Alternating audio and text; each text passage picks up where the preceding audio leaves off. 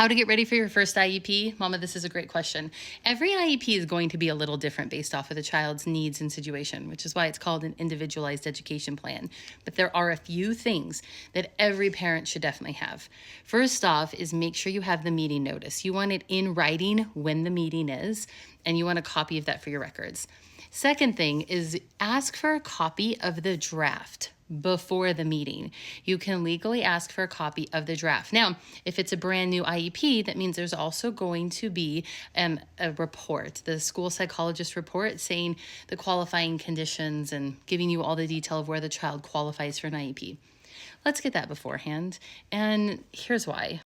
It can be a lot. It can be a lot to read where your child's excelling, where they're not excelling, areas they need to work on, areas that they're going to focus on with the IEP. That can be a lot to absorb. And when you're at a table surrounded with all the professionals and they're throwing out information and they're throwing acronyms out at you, it's a lot to process. So start by getting that report ahead of time and reading through it. Now, this is just a draft, but ask for that copy of the report before the IEP so that you can have a draft. That way you can read it and you can see exactly what is going in. You can also ask for a draft of the IEP. Again, you're going to write the IEP together, finalize it together, but you can get an idea of what the teachers are thinking. In that draft, you're going to look for present level of performances. That will tell you where your kiddo is. There should be a section for parent input. You're going to look for your kid's strengths, the kid's weaknesses.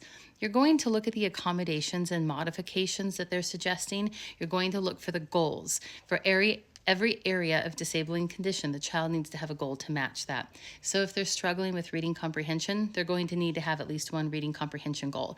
If they're struggling with attention issues, they're going to have an attention goal and how they'll help the kid attune to school or stay organized or whatever the specific situation is.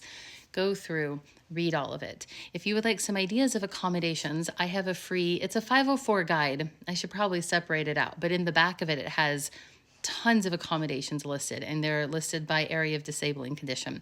So you can look up some ideas for accommodations and then really think about your child. Write down the things that you want to focus on with your child. What does your child need to succeed in education? What do you think is missing to help them succeed?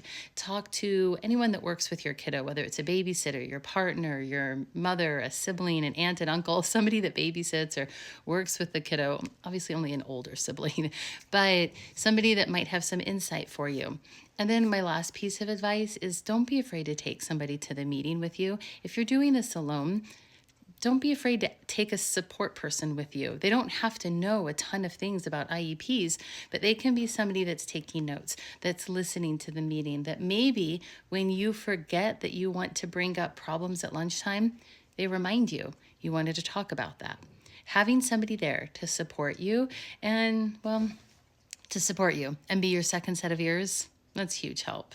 You've got this, mamas. And as always, if you have any other questions, don't hesitate to DM me or ask any questions in the comments. I am here to help. You've already started your IEP, but I do have a guide to starting an IEP listed at my link. But if you go to the 504 guide, it has the accommodations. I'm going to separate those out. You've got this, mamas.